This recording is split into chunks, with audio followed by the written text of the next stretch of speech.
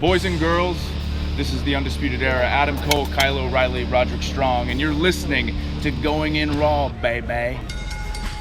This is the glorious one, Bobby Roode, and you're watching Going In Raw. What's up, it's your girl, Sasha Banks, the legit boss, and you're watching Going In Raw. You like that? Hey, Ronda, Steve here. And Larson, Yeah, I'm here. he's here. Everybody. Here. Yeah, Oh. I wasn't here. Ooh, deception. Ooh, secrets. Subterfuge. Lies.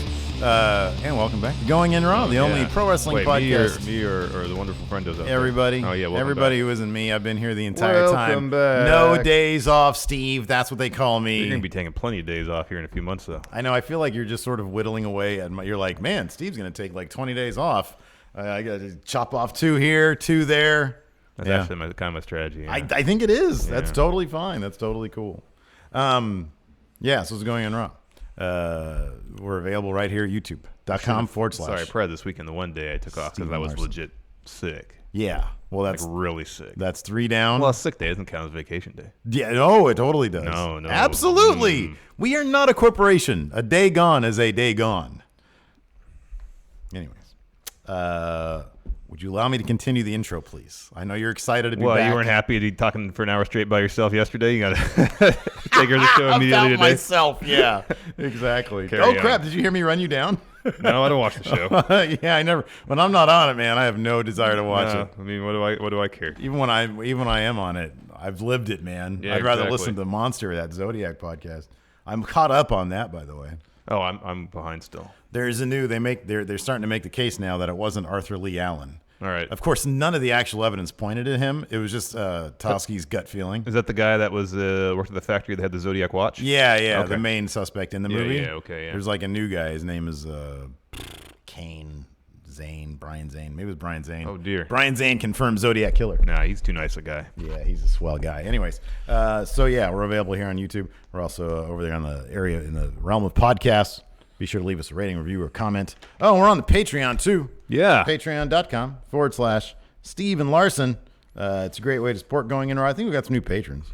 So I am going to go ahead and read their names because that's what we do for new patrons. Listen, get a load of this. This is a great name here. Oh, crap. Come back. That's weird. Luis Felipe de Castro Reyes. It's a good name. What a great name. Great name. Alan H. Browning the Fourth. Another good name. Another good name. And then the King of Lazy Style, Zach Fuller. Good name, too. A bunch of good names, man. Great People names. are killing it with their names. Birth name or not. They're doing a great job. All great with names. The names. So anyways. I hope you guys are doing good. Raw happened last night. There's actually been a couple things. Number one, King Kong Bundy died. Yeah, he passed away. That's a bum. I would not have known if you had said, hey, is he still alive, yay or nay? Yeah, I wasn't aware either. This is totally inside out. Yeah, it is. Pocket on the inside. That's awesome. Man. I I could have been smooth about it, but I like to publicize when I'm a clown. Well, I think we when I'm a really don't have idiot. an issue reveling in our own ineptitude. No, we don't. I don't think we do. So even when it comes to dressing ourselves, apparently. Like a freaking child over here. Anyways, what do you think about? Oh yeah. So King Kong Bundy died last night. Also, there was an injury scare. Oh, Asuka. Asuka got dropped on her head and neck by Mandy Rose. Did you see the video of the incident? I did not. I saw I saw a picture of the aftermath. How bad it look? I couldn't really tell from the video. I watched it briefly this morning. It was a wheelbarrow thing, and everybody was saying it was just a miscommunication. Yeah. Where Asuka thought she was supposed to be going for a roll-up, I think. Yeah. And then Mandy went for like a wheelbarrow facebuster. Yeah. And so at landing, Asuka does that. Yeah. Like she's going to roll up, and so she kind of landed on her head. Ooh. Accidents happen. But all things considered, she seems like she's okay. Asuka tweeted. She tweeted out last night and this that morning. She's fine. She tweeted last night. She said, "I'm fine. My head's fine. My neck's fine." And this morning she said, "Thanks again for the love. I'm good." Something like that. Yeah. That all happened, and then I think was there one other thing I'm missing? What'd you think about the? Because it's Friday's like a mile away. So Arn Anderson. Oh, the Alicia I mentioned this in Overrun yesterday. Arn Anderson let Alicia Fox can't be letting, allegedly. You can't. Oh, yeah. If true, you can't be letting intoxicated people go out there and work. Is that not the most old school thing you've ever heard? It very much life, is, though? and this is pure speculation, and this is by far no excuse of what Arn did. But I'm sure, or I would think it'd be a situation where he probably knows that if reports are true, she was on thin ice, as it were, and she shows up to work in no state probably to work. Yeah. But even if she's slightly buzzed, she shouldn't be out there wrestling. And it was a situation where he was looking out in his mind for the talent to a certain degree. Like he's going to be responsible for someone losing their job. Yeah, sure. And so he says, "All right, well, go out there and be careful," or something. I don't know. It's inexcusable. You can't be doing that. You can't allow people that who are intoxicated out there to perform in an industry where a lot of times you're maybe an inch or less away from serious injury. The margin of error in wrestling for injuries is really very thin. Very thin. That being said, it's terrible, but it was like the most. It's totally an old school It's thing. like, here's the thing. I'm sure Arn Anderson, having the bulk of his career during a time when, and every wrestler seemingly will admit this. More often than not, they work drunk, maybe. Right, exactly. He's probably an expert on determining what level is okay. It's like Jeff Hardy, Victory Road. No, definitely not okay. But, you threw back a couple of tall boys backstage. Yeah, you're probably going to be fine. But you can't have that attitude these days. No, man. you can't. Here's the thing, too, is like I know a lot of wrestlers ride together. How did she get to the arena?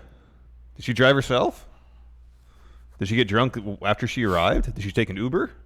These are all questions I asked myself when I read about this. Because, if she drove herself while intoxicated, it's bad enough to show up to work intoxicated, but to operate a motor vehicle while intoxicated just to get to work. I'm gonna guess that like you said, most wrestlers do ride together. Yeah. She probably rode with some of the other wrestlers. I would hope so. And they were probably like, "Man, what are you gonna do?" She's like, "I'm gonna talk to Arn. He's old school. He ain't gonna care." La la la. Well, I'm sure Arn. All right, let's have this match. Arn probably did care. It was probably a situation where he would feel bad if someone got fired because of him. Heck yeah, man. So, anyways, hopefully Alicia gets whatever help she needs so she can. Yeah, apparently they offered her rehab, but I don't think that she took him up on their offer. I'd be like, cool, yes, let's do that. Mm-hmm. You got to keep that job, man. I know. Keep that job. Anyways, what do you think of Raw last night, man? We put up this community poll. Oh, what did the community have to say? I thought it was a bit uneven. I think the community often within the same segment. I think the community agreed with you.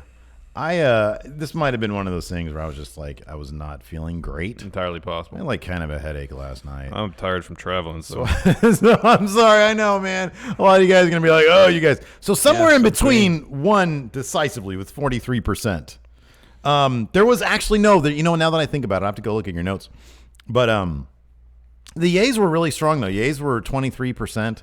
And then nays were 10%. So that's good. I mean, that's in terms of people in general. I want people to enjoy the product. Same. Or at least not dislike it. Yeah, even if I'm like lukewarm on it.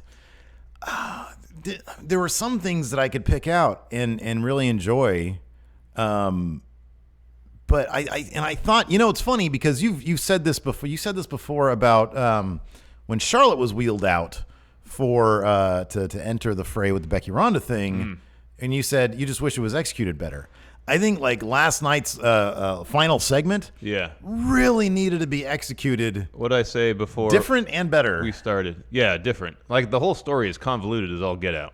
It really is. Ronda was stripped, but then she told Stephanie no, and then she gets her belt back. Is that easy? But it really comes down to is Ronda, her idea of drama is talking really fast. Yeah. Like she has two speeds, I told you before we started. It's happy to be here, essentially. Like when she was a face, she'd come out and be all smiles and she almost seemed nervous. She still seems nervous. Yeah. But they either express herself in kind of bright-eyed, this is a huge state I'm not quite used to, a little bit of nerves. When she was overwhelmed by the love. Yeah, there you go. Yes, overwhelmed a bit. Yes, thank you. Or it's Micro Machines guy. Yeah, sure. Where she just... I've been trying to no more nice guy bitch. Yeah. At max speed. Yeah, right. And there needs to be some ebb and flow, some build. Yeah. If you want to tell, communicate the story in the most effective and dramatic means. Mm-hmm. There was a little bit of chatter about this. I know this actually was revealed a little while ago, but some more people are picking up on it. The idea that in an interview that Ronda Rousey gave let's see here. I guess with the AP, I don't know. Somebody named Jordan Strauss. They asked Ronda what's the most difficult aspect of wrestling so far, and she says, "I grew up with apraxia, which is a motor speech disorder. I had years of speech therapy, and I've always had problems slurring or mispronouncing my words. In the ring, it's so important that you speak so clearly and you're easy to understand and that you don't falter at all. It makes me more nervous and more likely to actually mispronounce things. It's been really great for me to be able to work on and overcome those fears that I've had since I was a little kid." Okay. And a couple people have been talking about that today, but I think this came out a little while ago because I kind of remember it. Yeah, I was unaware of that. That might explain. Which, yeah, it adds. I remember. I don't know why I didn't bring it up. I just thought that everybody knew about it. But it does. I remember when I read it the first time, I sort of thought to myself, I give her a little bit more leeway. Yeah. But also on top of that, this is what they do is not easy. No. What they do is not easy. And I don't know who writes Ronda's stuff, whether she has a hand in it or not, but it's someone mentions it here in chat earlier. It's overwritten. It's way overwritten. It's way overwritten. It is, yeah. And maybe going through it at top speed is easier. Yeah. Versus trying to slow things down for. I don't know. I have no idea. I feel like they in the first half of her short-lived WWE career, they did a really, really good job at sort of protecting her. Mm-hmm. I wonder if it's a matter of her wanting to bite off more to challenge herself and asking, hey, I'm going to be the Raw Women's Champion. I'm going to be the focal point and possibly the main event of WrestleMania. Give me more stuff to handle because I want to take on the challenge. And sometimes you fail, and that's okay. Yeah. At least she's up. She thinks she's up to the challenge at least. I think just the nature of where the storyline is headed in terms of she comes out, there's such a delineation for me between social media giving sort of a wink and a nudge to this is entertainment, it's not a real sport. And then when you're in the ring and you basically say, you're entertainers, I'm the real deal, and I could crush you in a second. I'm just out here because I really love the fake pro wrestling. That's essentially what she was saying. And then she goes and wrecks Becky, and we get the crowd was dead for that. Yeah, it was. The crowd was, because they're like, we all know that you could probably wreck anybody here. Yeah. I mean, Brock can too, but I don't know, man. With Brock, it's never quite as explicitly spoken. Paul Heyman always dances around the idea. Exactly. He just says he's the most legitimate athlete in WWE. Yeah. He doesn't say that. But then he always puts over the other guy. Totally. And that sort of brings it together in a very poetic way. There's a couple other times. It was Triple H's promo last night. Man. Hey, Dave. It's funny. I like when people call Batista Dave. I know, I love that too. And then he said, Dave. "You're talking to the man, not the character." But he did. He went just so far. He didn't refer to himself as Paul. But I totally expect when Dave shows up, he's gonna call him Paul. Hey, Paul. He should. He has to at this point. He has to. But it's funny because he called. Sorry. He said, I wasn't here to celebrate Ric Flair. I was here to celebrate Richard Fliehr. Yeah. And then several times he said Richard Flair. Yeah, I noticed that. It kind of. Yeah, I know. I like the wedding line. That was a good one. Yeah. Before we get into the minutia here, I'll just point this out really quick because I think it relates to the Ronda stuff and then a little bit to the Triple H stuff because evidently they want to go down that route of further exposing the line between real and fake. Which I think is kind of silly. Our friend AJ Kirsch, yes, who is also known as Superstar Buzz from 2K19, and I think he's going to be in 2K20 also. Great guy. We met him a couple times, and he's fantastic. Yeah. But he sort of put out there on Twitter, what does everybody think of the word mark? Mm-hmm. And how it was defined, I think, originally and versus how it's defined because today. I think he was responding to somebody else who might be on the Pro Wrestling Sheet Show sometimes. I forget the dude's name, but he said, I really wish that the term mark would disappear. I don't really care. I mean, it's not a big deal to me. Like, we call ourselves marks all the time because it's funny, But he said, what do you guys think about, the dynamic, the idea of the dynamic between the industry and the fans? And it really got me thinking, especially in the context of this Ronda Rousey, Becky Lynch thing, the mistrust that has sort of developed over the past 100 years.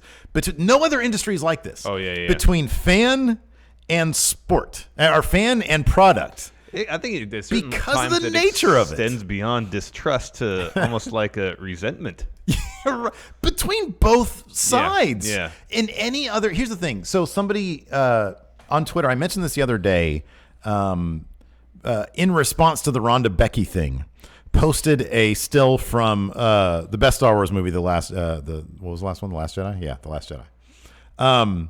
The best one. You didn't know the name of it. Whatever the last one that came out was. That wasn't Solo. It was a still. I know, I'm going to get comments now. It was a still of Kylo Ren with his lightsaber facing off against Mark Hamill, right? Luke Skywalker. Yeah. And like the caption is, "Oh, Kylo Ren, I know your lightsaber is just CG. You can't take me down with that," or something like that. Making a reference to Ronda calling Becky's armbar fake. Yeah. And I'm like, that analogy doesn't work. You know why? Because if I were to reach out to Mark Hamill and he was kind enough to answer a tweet of mine, and I said, "Hey, what was the process for XYZ?" Do you think he would mock me? No. No. They are so, every other entertainment media is so open with process, and they're transparent. Wrestling is not. Hey, wrestler, I want to know more. Mark. I know. You know? Why?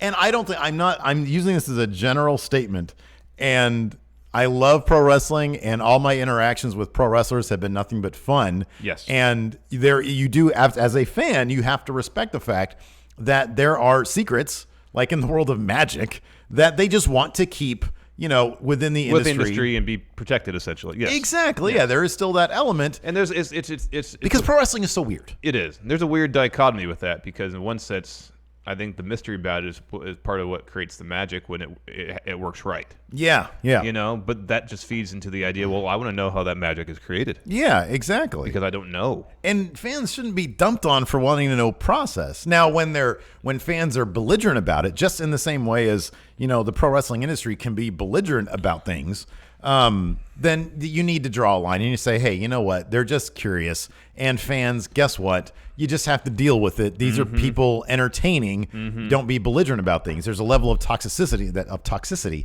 that really just needs to stay out of things. Yes. I'll agree with that. But totally. With all of that said, that's why I think the crowd was just kind of, and myself, I was just sort of confused by the ending, because oh, so now she can just sort of turn on arm bars and she annihilates Becky Lynch. Well, she just turned on real arm bars.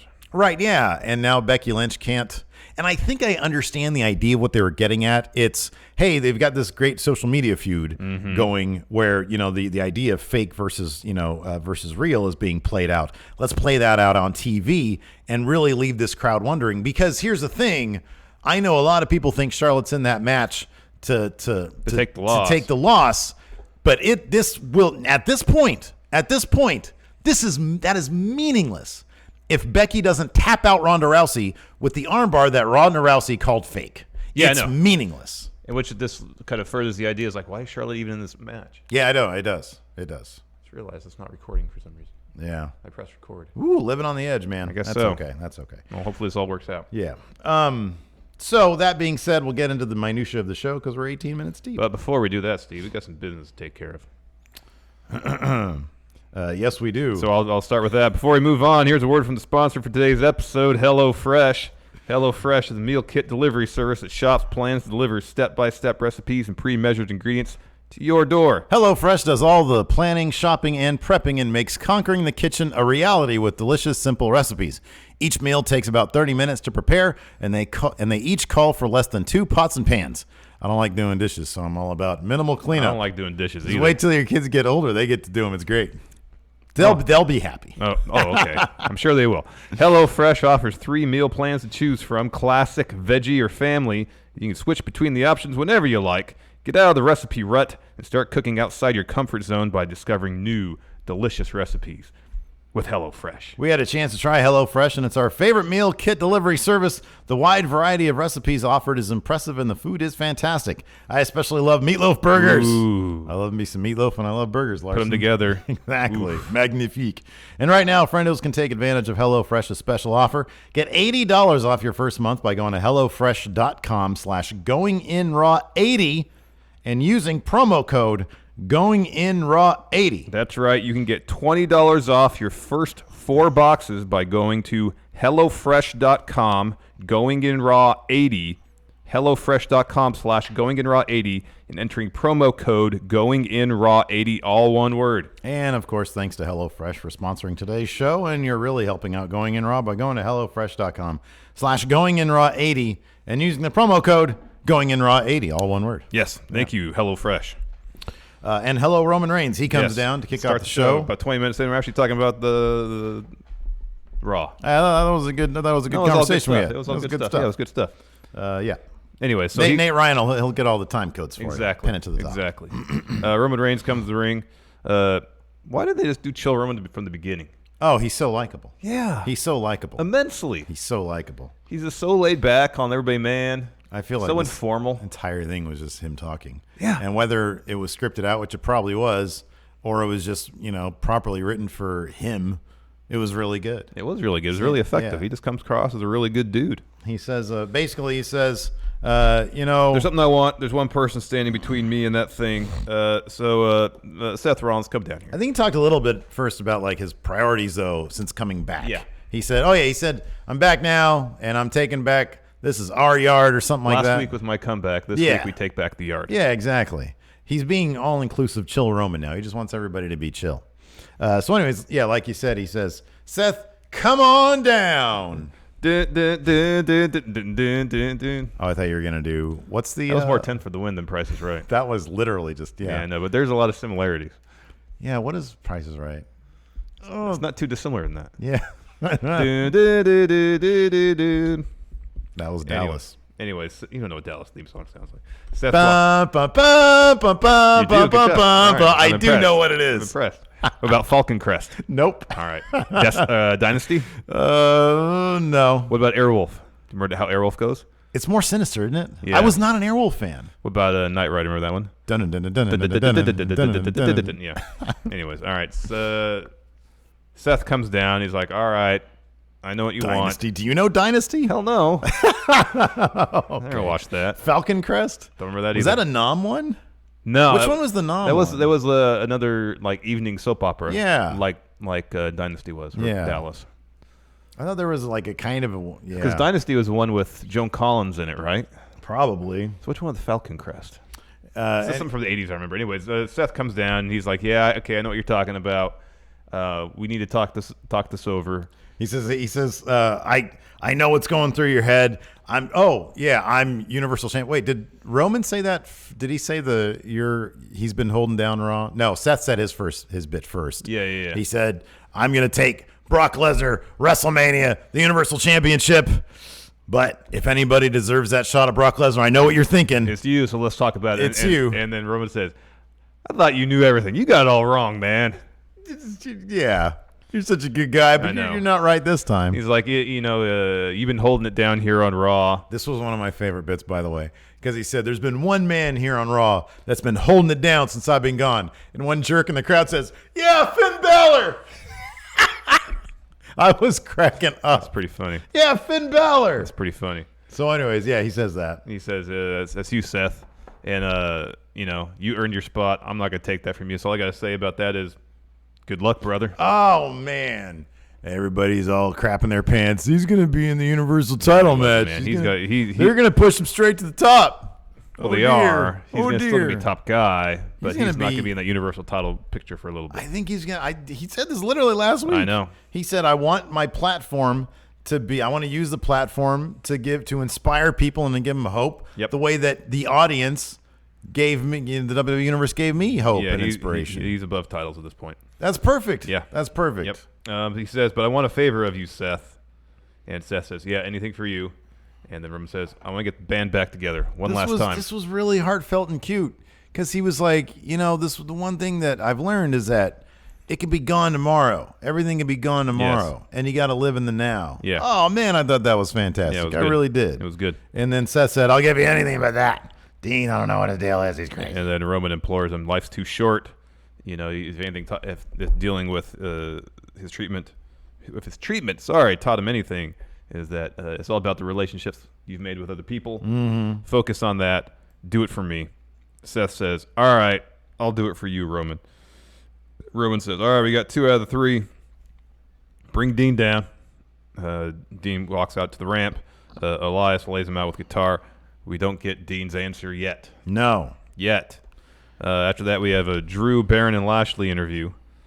They're just saying they said the power lies with them, but no one pointed at their hand. Yeah, that's a bummer. I do appreciate, though, that Roman said, as Dean was walking away, you pick up Roman saying, who does Elias think he is anyways? Oh, yeah.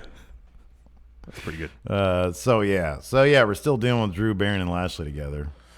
I'm hoping that Fastlane be the last of it. It needs to be, man. But really last night, they had a match against Finn Balor, Kurt Angle, and Braun Strowman. This match was actually kind of fun, especially the finish. Yeah, it was a fun match, but because Drew McIntyre is great. That bit where Braun went flying through the barrier through Leo Rush and annihilated him. Leo Rush was like that. The timing on that spot where Finn goes for the second plancha and Leo sprints around the ring to grab his foot. The timing on that was so perfect. I know. Leo, that dude is a master of the Speed Force, man. He can go. Well, it's timing too. Timing is very impressive. There's a bit of a false finish. Braun hits a power slam on Baron. Finn follows up with a coup de grace. Only for Leo to put Finn's foot on the rope during the pinfall. Of course, he can't do that. That's illegal. It's illegal. He can't against do that. the rules. So Finn starts chasing Leo ringside. Lashley catches him, drives him to the ring post. Dong. Right around then, Braun, as you mentioned, shoulder tackles Leo Rush through the barricade. Always impressive to see. Yeah. People go through the barricade. Leo can take a beating, man. Yeah. Back in the ring, Bob Lashley pins Finn after spear. Heels start attacking the faces after the bell. They set up the ring steps like on the apron. Angle is driven face first into it. And then Finn's laid out by a Claymore, then a choke slam on the ring steps by Corbin and Lashley. Ouch. Ouch indeed. After that, we had a heavy machinery interview. This was terrible. This was Charlie had set up this wasn't really a hidden camera because it's just a camera. It wasn't like GTV. It was like a straight up cameraman. No, it was just a camera. There was a camera in the loser locker room. In the loser locker room. They focused a lot on the loser locker room this episode. They did. I mean, Hulu is going to be so happy. They're like, oh, man, I know exactly what to get cut this out. down to an hour. Ascension is they're talking trash about heavy machinery. And, of course, they're mean-spirited about it, whereas Zack Ryder and Kurt Hawkins and B-Team are talking trash in like a jovial manner. Well, they're just happy that there's new competition here. Yeah, but they were still, like poking fun at heavy machinery. Yeah, because they're terrible. Because heavy machinery is terrible. Yeah. I mean, it's no different than anything I would do. But it's just the tone of it. Ascension was obviously mean-spirited. Yeah. So they cut back to heavy machinery and Otis in a shoot voice, really soft-spoken, says, sensitive. Hurt my feelings.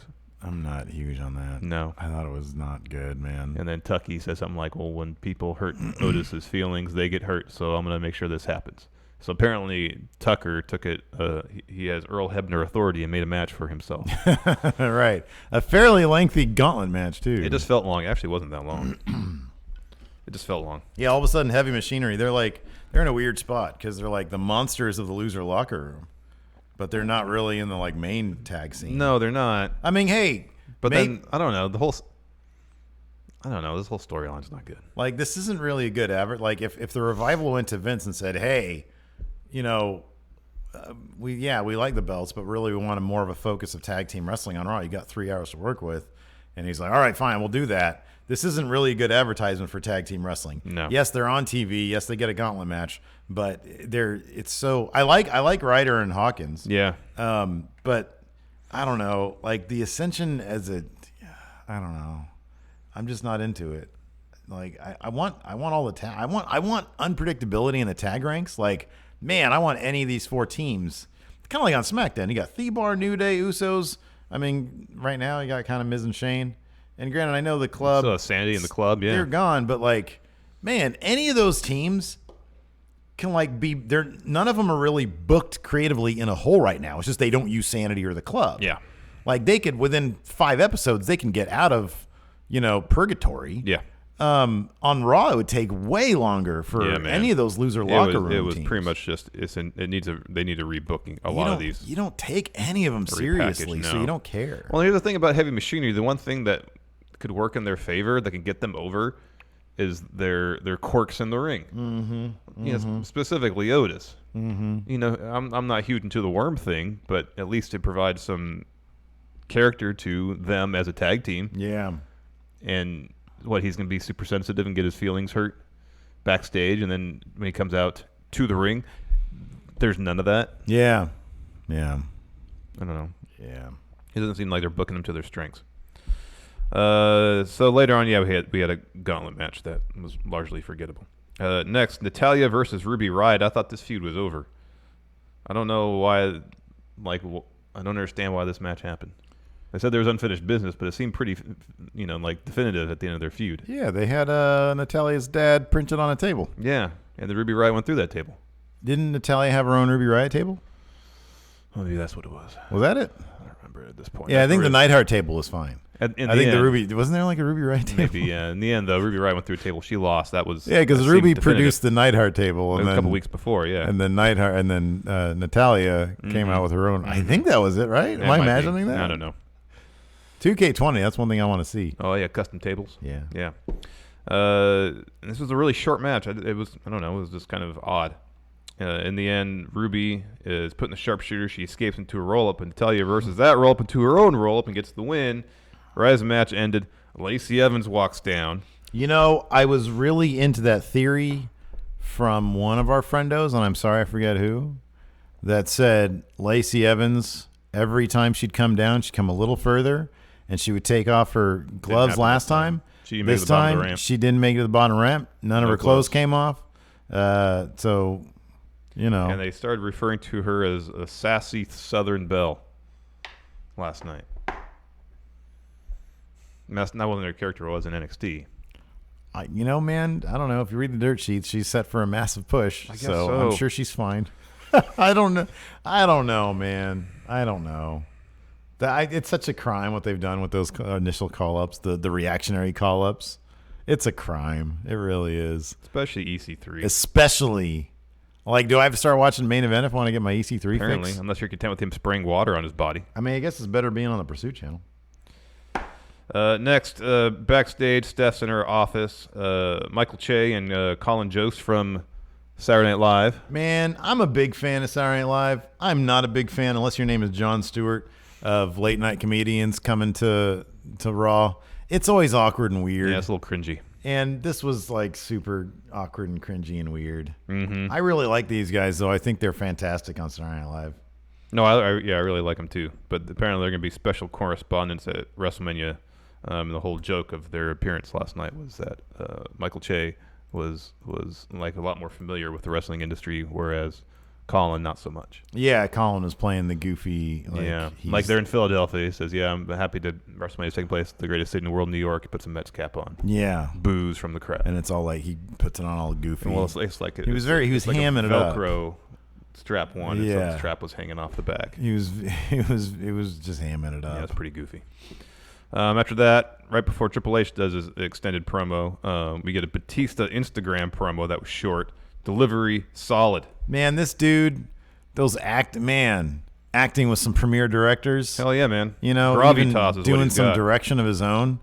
He's so good. He's so flipping good, man. He's incredible, man. Good for him. You read any of that? I didn't actually read any of it. Just the little bits that showed up on headlines about him talking about what his goals are as an actor. Yeah, man. How he's not interested in he wants to work with real directors on real movies. He wants to work with auteurs, man. Yeah, man. Oh, hats off to Batista. He's like, I don't want to be The Rock. I don't want to be Cena. Yeah. He says, I want to be an actor. I want to be an actor. I'm an actor. I'm an actor. So anyways, he says, I didn't show up in Philadelphia because I didn't want to. I don't like Philadelphia. I don't like Philadelphia. It's not because I had something else scheduled. It's not because I was injured. I just didn't want to go. And I don't like Pittsburgh terribly either, but we'll see if I show up next week or not. Yeah. That was awesome. He says, game's over. See what I did there? I loved it. He's great. I loved it. Then Triple H came to the ring.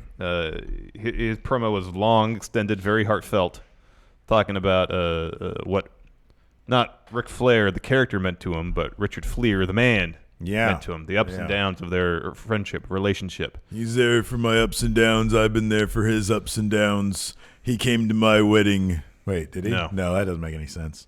He said something like he came, I don't know, whatever, and then he says, I've been there for a couple of his weddings. I couldn't make all of them. That was a pretty funny line. Because Ric Flair's been married a lot. Yeah. Yes. It was a pretty long promo. He talked about how when Flair had his near-death experience last year, how every time his phone rang, he expected it to be the call. Yeah. That he had passed away. Yeah. And so he said the fact that Dave denied Richard Fleer another opportunity to be Ric Flair in the middle of that ring is what really pissed him off. Oh, and he mentioned being there for Reed's funeral too. That's always heartbreaking.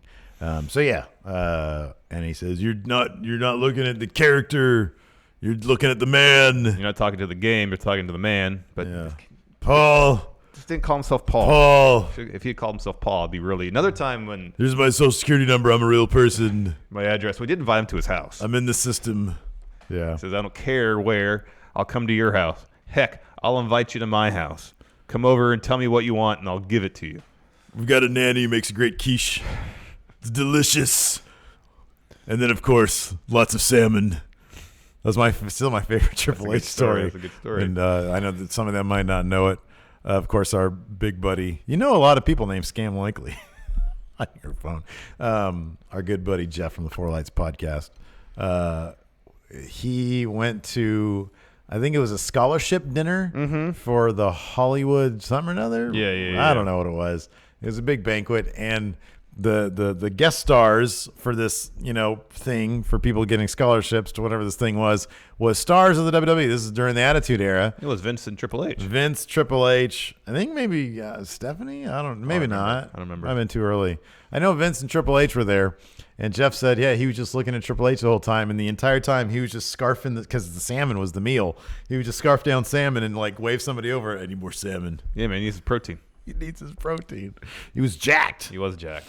So at the end of it, it was essentially, Dave, let's have a face-to-face because we're going to fight. Mm-hmm. Yeah.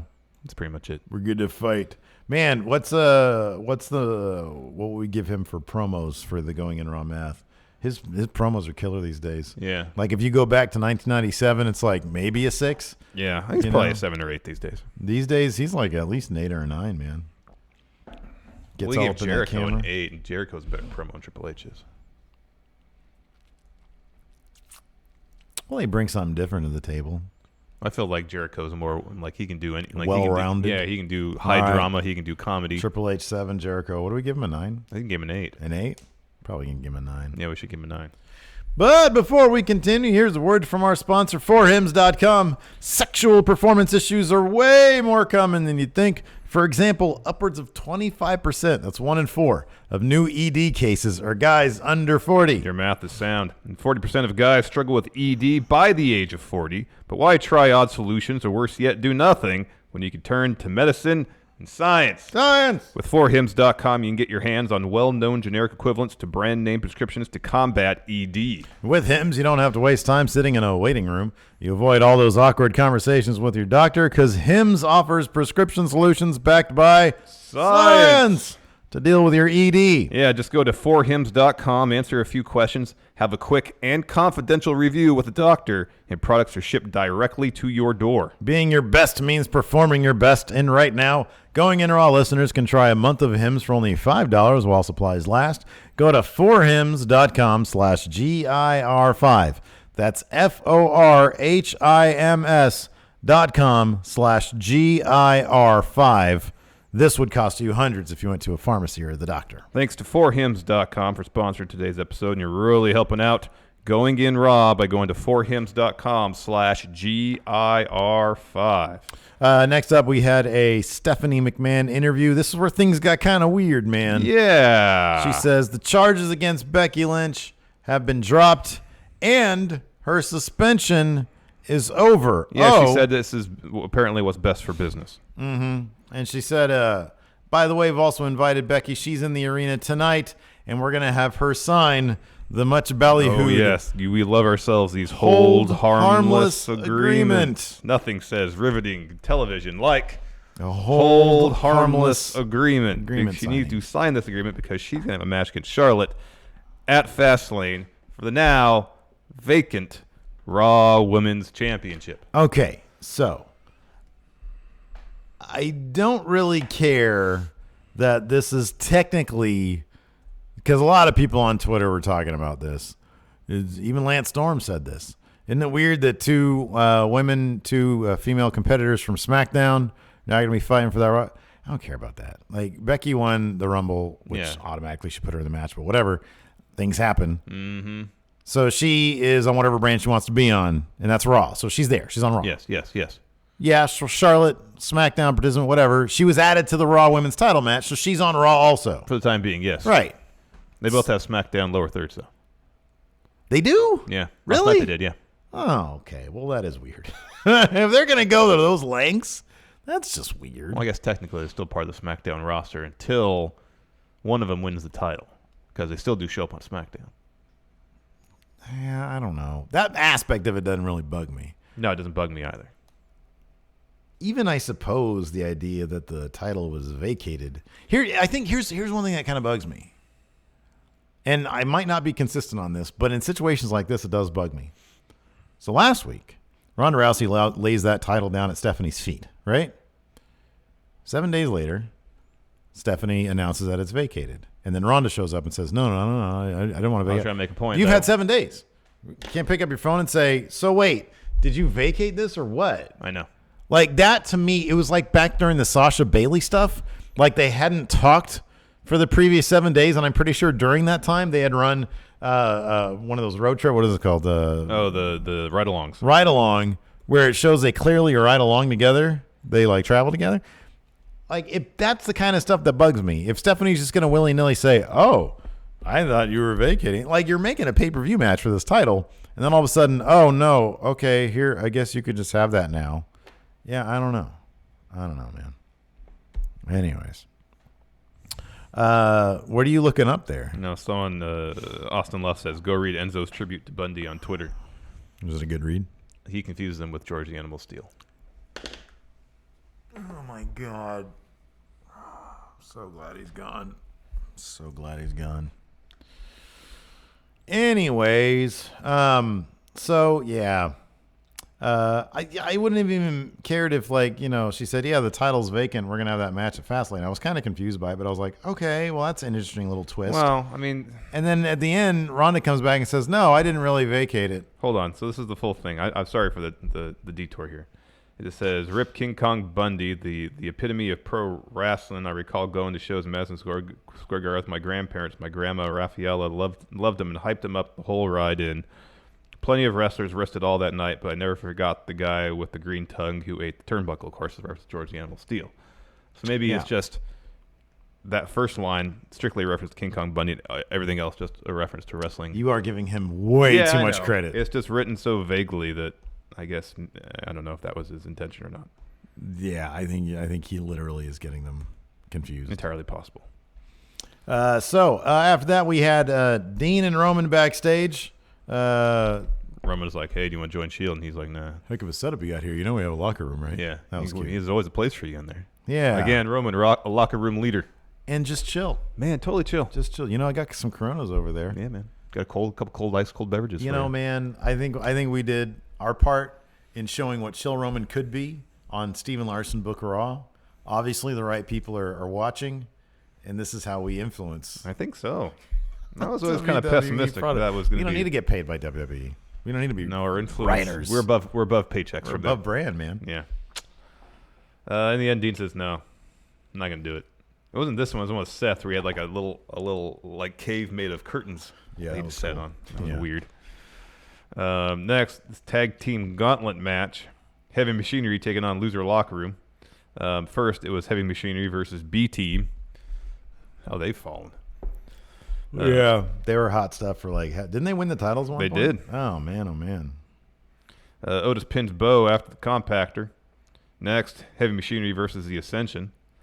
Tucker is the one getting worked over until it gets the hot tag to Otis. Otis pins Victor after a Vader bomb. And then finally, Heavy Machinery over Zack Ryder and Kurt Hawkins. Decent back and forth here, but in the end, Otis pins Hawkins after a pop-up power slam followed by the worm elbow. I guess I just really want that Ryder Hawkins story. I mean, that's just my own personal preference. Yeah, we were going to get Heavy Machinery instead. I'd rather have that. I know, and it bums me out. They tried pushing it during this match because a couple times there was like near pinfall. I'm like, oh, is the streak over? Yeah. So they're kind of low-key pushing it. You know what I noticed is for like the first half of the show, was that there were only 3 matches in the first hour and a half. Oh, wow. Jeez. Including this gauntlet match, I believe. But the gauntlet match is really like 4 matches. So I know, but it was also short. So it's loaded. After that, another segment with hosts of Weekend Update, Michael Che, Colin Jost. They're walking around the backstage area. They see EC3 spraying himself with a water bottle, looking in a mirror. Yeah. He should be doing a lot more than that.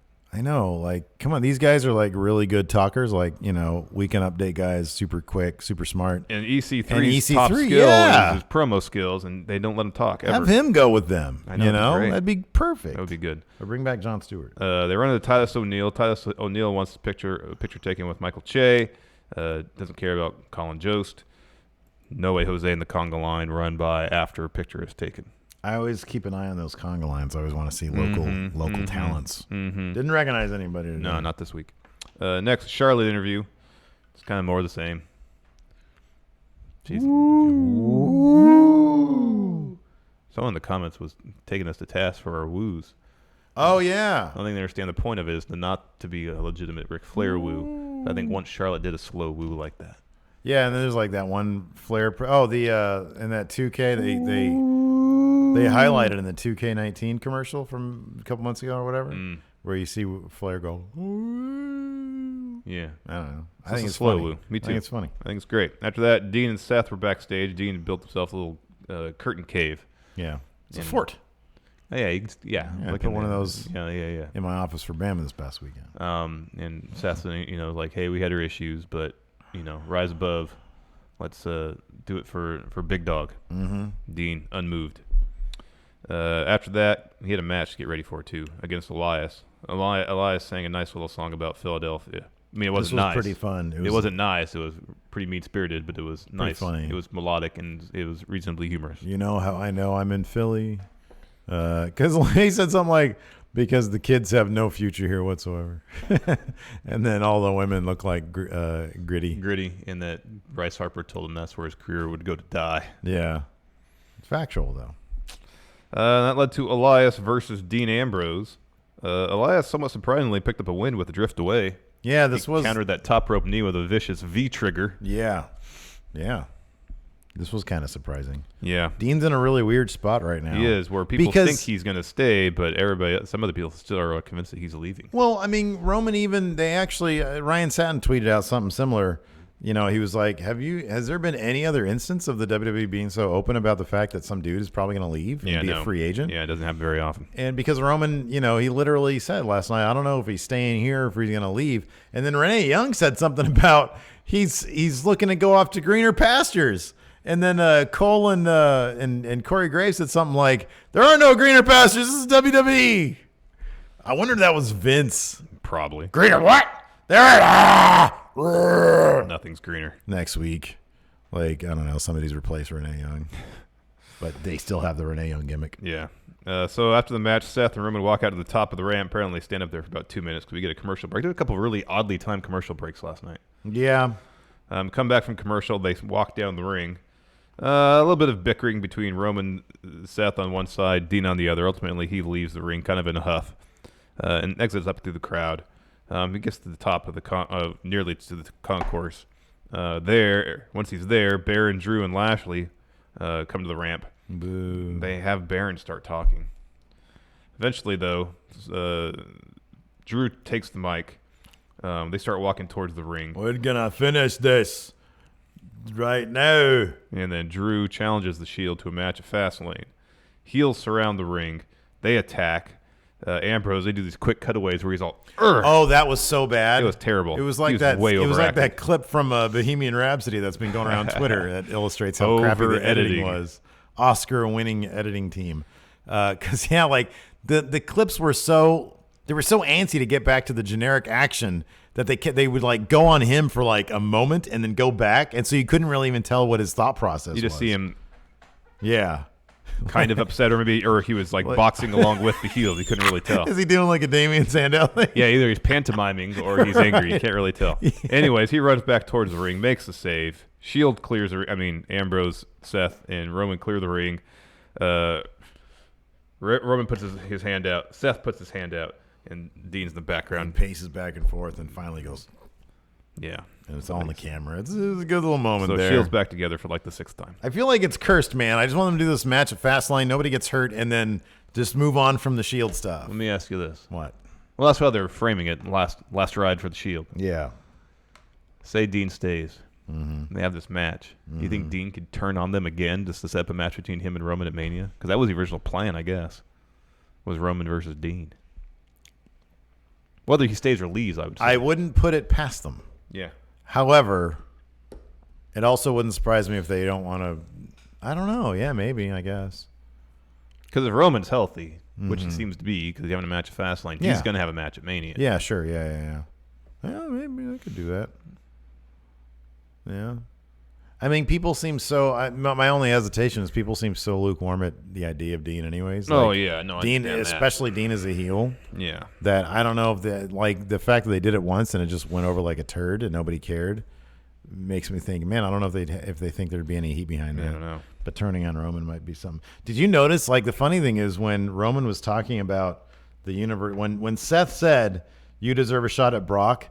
The audience seems so like hesitant. Yeah, they're like, "Hey, we're happy you're back, but don't go back to doing that, please." Yeah, I know. And I think they popped more when he was like, "No, man, I don't want that.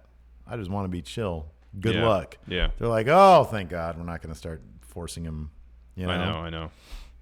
Because they do need to be careful with that. Let's see here. Next up, we had Tamina versus Sasha Banks in a Fastlane preview. Is that right? Are they going to have a match at Fastlane for the tag team championships? No, the Revival versus. Oh yeah, sorry, Sasha Banks and and Bayley. Sorry. Yeah, they're having a match, right? Yeah. Okay. But this was sort of a preview of sorts. Tamina versus Sasha Banks. All sorts of distractions on the outside with Nia Jax.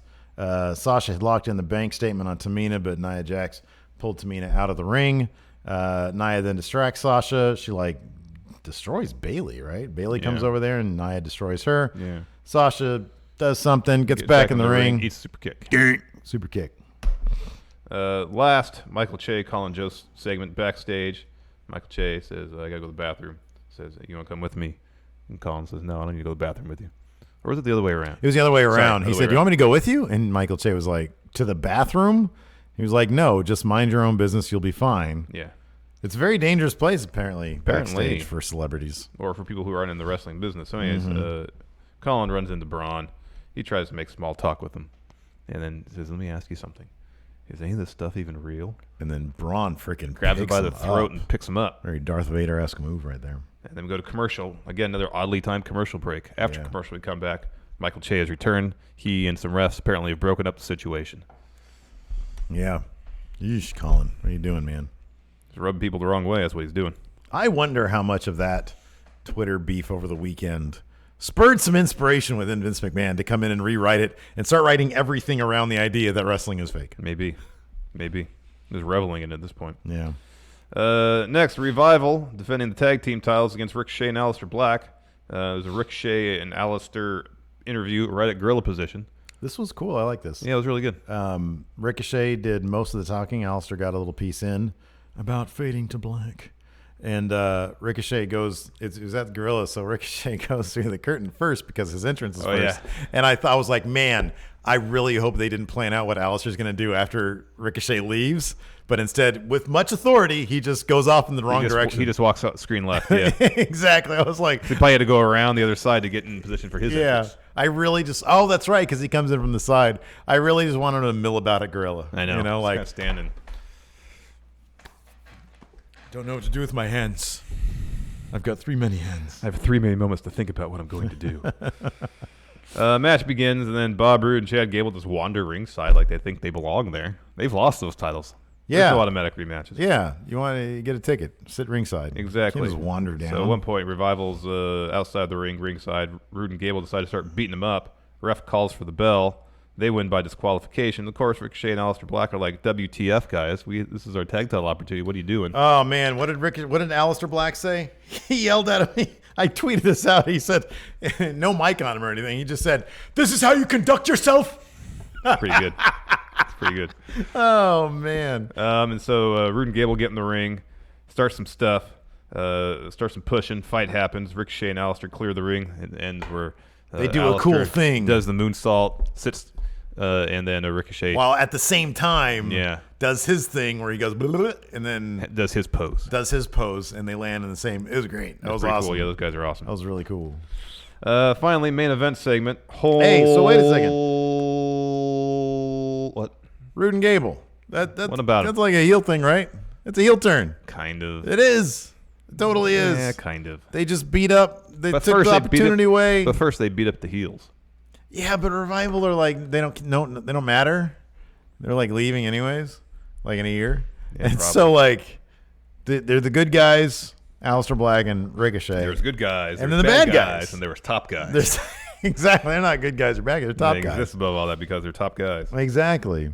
So yeah, I'm kind of interested in this Rude Gable. I wonder how many of those shirts you think they sell? Because they're purple. They're kind of ugly. They look like the old Evolution logo a little bit. Yeah, it does. Anyways, finally, main event segment. Hold harmless agreement signing. Riveting main event segment television. Who doesn't love that? So Stephanie comes to the ring. So it was pretty awkward because there was no table. So Stephanie had the Raw Women's title in one hand, the portfolio in the other hand, with the contract in it, and it was kind of like. And then she had to grab the microphone, so she had to have the folder and the belt in one hand and the mic in the other hand. She was like kind of fumbling. It was really awkward. Stuff. I'm the one that doesn't have a little. I never know week to week if her leg is okay or not. Oh, Becky's? Well, she came out on the crutch. Yeah. Well, I mean, shoot wise, I'm sure it's fine. Yeah, I know, but like storyline wise, what I'm talking about. Yeah. Because remember when she came in when she did the crutch bit, but then like does she keep on busting up her knee? I don't know. I get so lost. Yeah. It's very confusing. There's too much to keep track of. So Stephanie down the ring first with all that stuff. Charlotte second, and then Becky. Becky signs the contract. There's some crap talk between Charlotte and Becky, where Charlotte says, why wait for? We don't need to bother with Fastlane. Just give me the belt. You obviously can't wrestle. And Becky says, yeah, let's not wait for Fastlane. Let's fight right now. Yeah. And then we go backstage, and Ronda is storming through the arena, headed towards the ring. But first, that's some speed walk, man. Commercial break. Come back from commercial. Ronda's down the ramp towards the ring. She says, Steph, what are you doing? She didn't mean to vacate the title. I want that title back. And Stephanie says, all right, here you go. Okay. And just gives it back to her. And then Stephanie says the match at Fastlane is still happening, but now, rather than for the Raw Women's title, if Becky wins, she'll be added to the Raw Women's title match at WrestleMania. If she loses, she's done. You're done. And then Ronda proceeds to Micro Machine Man a promo, speaking exceptionally fast, on the crowd, saying, hey, the fantasy's over. I came out here and did everything for you. I got booed out of the Staples Center, my hometown, because everybody's chanting Becky. They'll chant for Becky when she's not even there. Why does Kevin Owens have a Cassius Ohno shirt? That's Cassius Ohno's color scheme, man. Yellow and black. It's also Undisputed Era's color scheme. Oh, that's a good point. Kevin Owens. And seemingly a complete heel turn. She knocks Charlotte out of the ring and this goes after Becky. And there's a couple times where Charlotte thinks about getting into the ring. Ooh. That was great. And then Ronda kind of turns her attention towards her, and Charlotte goes, no, I'm good. Nope. She gets out. I'm good. Twice, Ronda starts beating up on Becky. Actually, 3 times, I think. Puts her in the arm bar. Bunch of ground and pound. Punching her in the corner. Arm bar, and arm bar. But then, seemingly because Ronda just sped through her promo, there's a bunch of time at the end. I was looking at I looked at my clock. I was like, oh, God, it's 7:56. They have 4 minutes to fill. That is an eternity, man. Yeah. And so commentary tried. They said to recap, this, and this. Oh, we're going to go backstage to interview with Stephanie. Yeah, they recap, and they're able to get like 90 seconds out of it. You still have 2.5 more minutes. And so they cut to this interview with Stephanie where, like, halfway through, she pivots, it seems like. At first, she's like, this is, I'm happy to see that Ronda has unleashed her true self, essentially. But she's going to pay for what she did. Yeah.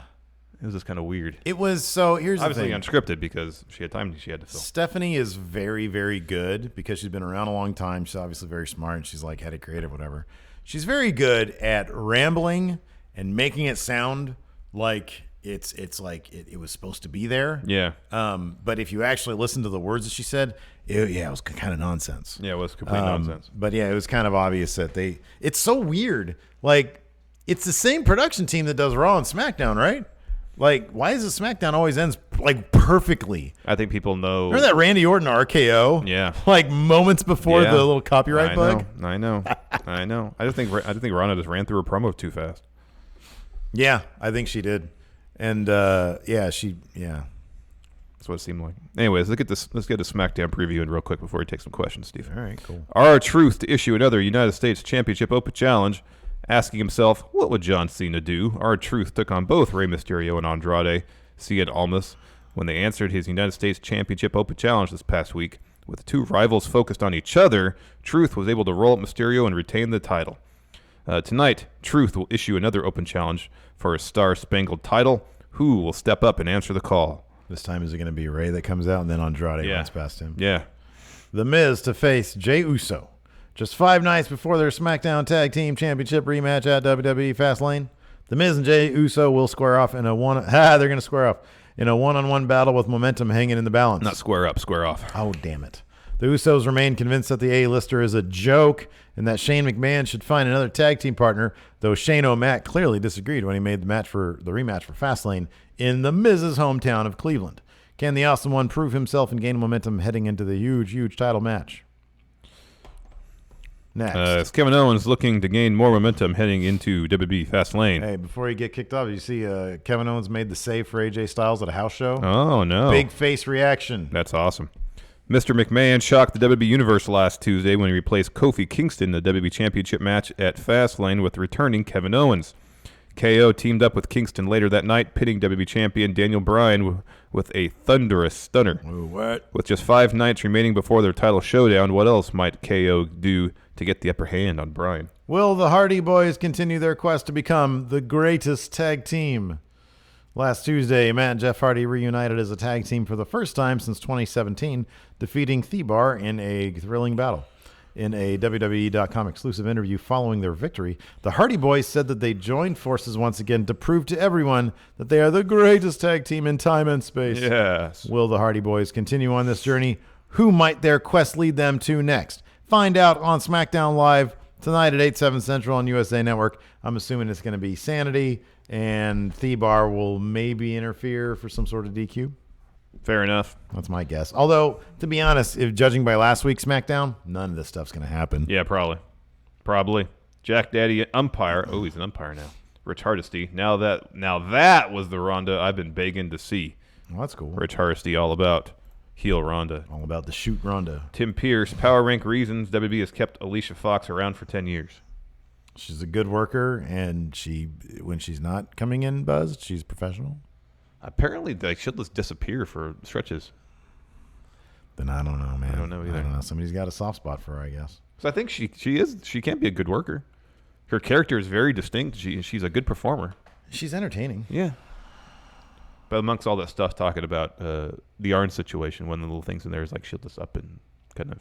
Now, I mean, I don't know if that meant she just wouldn't show up for work for extended periods, which I can't believe that would happen. Yeah. Or if they just meant she disappears from TV for stretches. Well, I don't know. Those are pretty big differences. Yes. Nathan, what should this is on the Patreon? What should Ricochet and Aleister Black's tag team name be? He says he suggests the Finely Dressed Gentleman. That sounds like a Jack Gallagher thing. No, I that's don't not, like that. That's not. That's no not, good, Nathan. Not good. Sorry, Nathan. No. But what do you think their name should be? Blackochet.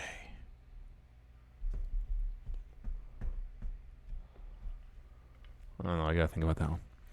Nick C. Sick day for me, boys. Did you see my tweets about what?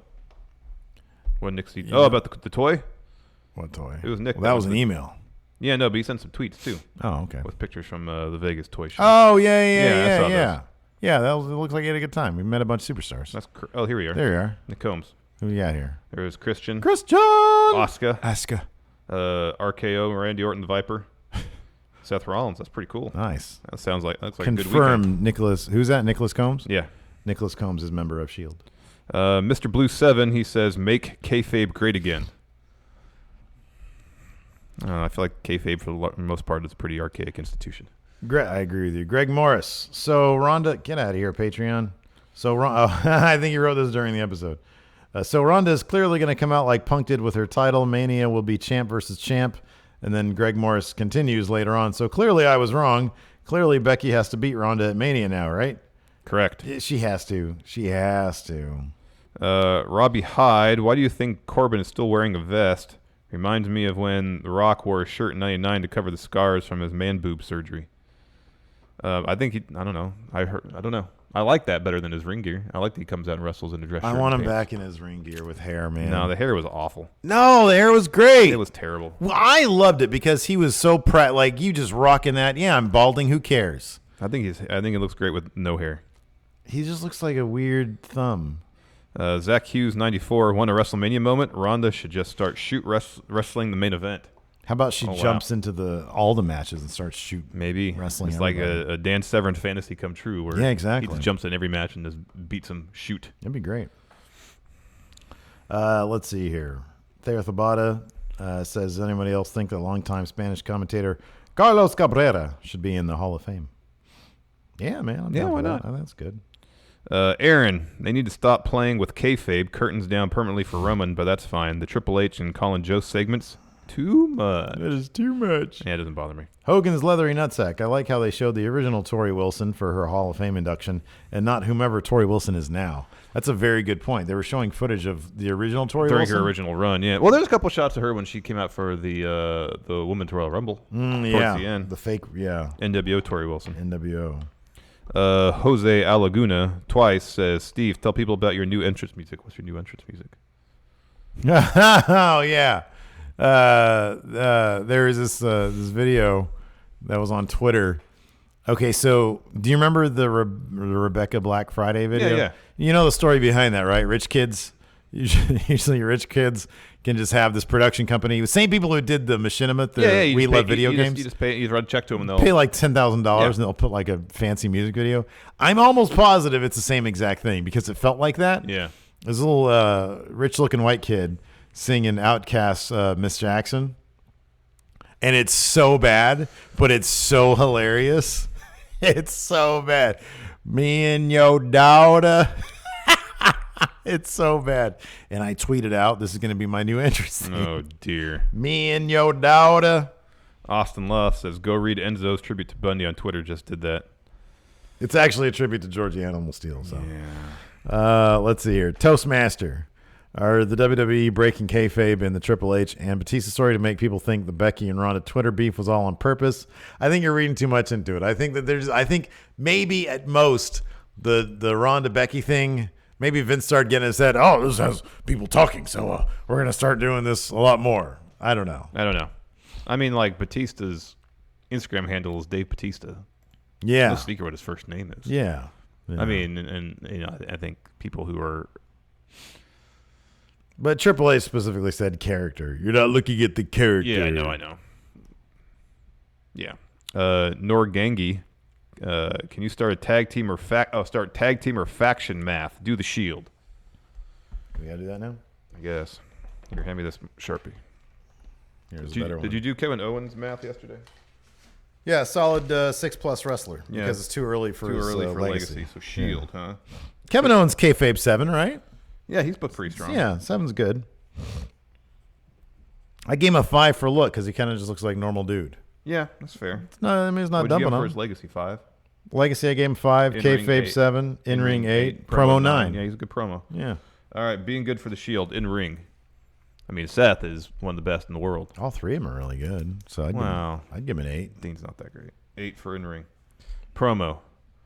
Dean can be a good promo. Seth is a good promo. Roman, when he's himself, is a good promo. Yeah, I'd give him like a 7 promo. Look, I mean, that SWAT gear was pretty cool. But at the same time, they look more like a SWAT team than wrestlers. So I'd probably only give their look like... You knock them for coming off as a vocational gimmick. Yeah, 6. No, they got to do 7, man. They look cool. I won't argue with that. Legacy. I mean, if you ask WWE, it's a 10. But I'll say an 8. I think WWE wants their legacy to be a lot more than it is. But they are all world champions. Yeah, it's an 8. It's an 8. Kayfabe, they've always been booked pretty strong. 8. Or you want to go 9 for Kayfabe? Oh, you got to go 9 for Kayfabe. All right, I think they're an 8. Wait, 14, 22, that's 7+. Sorry. 17, 20. No, they're an 8. Yeah, they're solid 8 faction. 8 for the Shield. Yeah, man. What do you think is what faction do you think has got the highest math? I mean, it's hard to. Well, It's gonna be. Is it the Horsemen? Or the NWO. Oh wow. Because between Hogan, the Outsiders, everybody else, all the belts they won, they basically ruled WCW for a good 3 years. Yeah, that's true. That's a good point. Especially Kayfabe. The Kayfabe for them would be off the charts. Once again, Hogan's leathery nutsack. Who else thinks Ronda's walk is funny? Yeah, she speed walks. Yeah. Astros J5 in the Attitude Era, they were drinking on live TV, then wrestling the mat. Stone Cold. It's funny. 2 years ago, Seth has a crutch and hold harmless agreement. Now Becky. That's right. Wasn't the match against Triple H at Mania a hold harmless situation too? Yeah, I think it was. Yeah. Let's see here. Aminadab Garcia. Do you think Becky will go to WrestleMania in a wheelchair? Seems like they're gonna drag out the injury. Yeah, she keeps them like it just gets comedic. Maybe like week. A lark. What was that? That was very loud. Let's see here. Oh, did you see this? Huh. Snake Sosa here in Discord says, "What do you think of the blue belt AJ was holding at a house show?" Oh, I didn't notice that. He was talking to the crowd about how everybody seems to get a custom title. Daniel Bryan has his little hemp title, and then he says, "When I get that thing back, maybe I'll do this." And then he pulled out a title that had a blue strap. Oh. And then the crowd seemed kind of like, yeah, what? No. Like, they didn't boo him. But it wasn't enthusiastic. No, I was sitting at home. I was like, boo. I booed him from home. Oh, all right. I mean, just like the Universal. But that other title just reminded me too much of a Gillette ad. Scared me. With the blue strap, huh? Now I got a blue. Yeah, it's a blue strap. Uriel 30, having Ronda completely destroy Becky was awesome. I like MMA people holding back because it's WWE, but are pushed over the edge and unleash hell. Emphasis on hell on Uriel's part. Jeffrey Nguyen, you guys see the video of Orton twerking? Yeah, man, he's got some moves. Yeah, it was great. Nate Ryan, did you see Becky smiling her ass off every time they showed her during Ronda's promo? It was great. Yeah, I saw that. That was good. She thought it was very amusing. Miguel, been a while since I donated. Keep it coming, goons. Apparently we're goons. That's a hockey term. Yeah. For the enforcer. Yeah. Yeah. Jimmy Thomas, kayfabe reason why the women's tag champions haven't appeared on SmackDown yet. Because they're so tired from traveling between Raw and NXT that they forget where SmackDown is. Jen Lee accepted. Question from yesterday. I'm going to be a judge at my church's upcoming meatball cook-off. I was wondering if going in raw math works for meatballs or if I need to change the formula. I got this question yesterday. I decided to push until I was like, ask us again tomorrow because Larson's more the food critic here of the two of us. So going in raw math on meatballs, this will be in my mind. The only thing that's going to knock down your a meatball score is if there's an excessive amount of cheese in it. In ring, like I could be cool. Oh, that's going to be a problem. I could be cool with a little bit of cheese. The more, the better. No, because if there's too much cheese in there, it dominates the meat. There's a ratio there you got to do. Like you can't have too much of the breadcrumbs either. Otherwise, it's literally like you're eating bread made out of meat. It's too much. Ratio's gonna be wrong. But a perfectly constructed meatball. Oh, 10, man. In ring, it's 10. 10, man. The look of a meatball, it kind of looks like a little ball of crap. So I'm gonna say it's low look. It depends how you do it. If it's fried, not so much. Yeah. Baked, maybe. Yeah. Because fried, you get a nice crust on there. That's good. All right. I mean, all you're talking about, here's the thing. We're talking about meatballs, and you're talking about if the meat, like what you're talking about, if it's a bad meatball or a good meatball. Well, you got to choose. Are we talking about, we got to talk about middle of the road meatballs. Just meatballs in general. 6. Okay. Look at 6? Yeah, because you put sauce on it, covers a bunch of that stuff up. And often there's sauce on it. Okay. See, that's better. I was getting to that, man. There's a lot that goes into this. It's not willy-nilly. What kind of promo I think meatball cuts? I mean, I think it's a smell, right? Because that's like... Well, I mean, here's the thing. They smell delicious, but I feel like meatballs are kind of taken for granted. Oh, they definitely are. So I think that hurts the promo score. Oh, that's interesting. Or maybe the legacy. I don't know. But then you look at it and it smells so good. I think the smell is its only other way of communicating. Okay, then it smells so good. 7. It's like a solid 7. 7 promo. smell. Legacy. Of the meatball. It's a very versatile food. But like you just said, it's underrated. It's not a strong legacy. People don't automatically think of meatball and think, man. Well, here's the thing, because usually I think usually meatballs are associated with it's not like gourmet stuff. Yeah, sure. You know, you get a plate of spaghetti and meatballs or a meatball sub. That's not exactly. I mean, it could be delicious. And perception is it's not gourmet food. You know, which means its legacy is not great. Say its legacy is like 6 because it's underrated, even though it's really good. Yeah. Kayfabe, how are they booked? Not the strongest because of the legacy. It's not viewed as gourmet stuff. It's not viewed as like must eat. No, even though, man, if you're in the mood for meatball, nothing satisfies quite like it. So I'll say 6 or 7 for kayfabe. I'll say 6. All right, so 10 and 6, 16, plus 7 is, I don't know, what, 46, 45, something like that? 23. That's 23. 23 plus 6 is 29, plus 6 is 35. No, It's you a 10 have plus. you have to divide this by 3. You've got to do the math. 7. 7 plus 12 is 19. It's 6 plus. It's the Bret Hart level food item. That sounds right. Yeah. Again, the math always works, everybody. Thanks so much for tuning Jim in. Roeder, $2. Thank you. Oh, nice. No message, but it's not retracted. Jim, I Yes. prefer the retracted messages. Thanks so much for everybody. We have a bonus episode for $5 and up patrons. What do you have for Truth Exposed today? Patrick Sparks, are you around? Give us Truth Exposed. We need a Truth Exposed video. We're going to expose some truth about something. Maybe. Anyways, thanks so much, everybody, for tuning in. We appreciate it. Here's an ad for our Patreon. Until next time, we'll talk to you guys later. Bye. Be a part of Going In Raw today at patreon.com/Steve and Larson. Starting at $1 a month, you can enjoy Going In Raw ad-free, gain access to the daily 30-minute Going In Raw post show, exclusive merchandise, and so much more. Support Going In Raw today. Click the link in the description.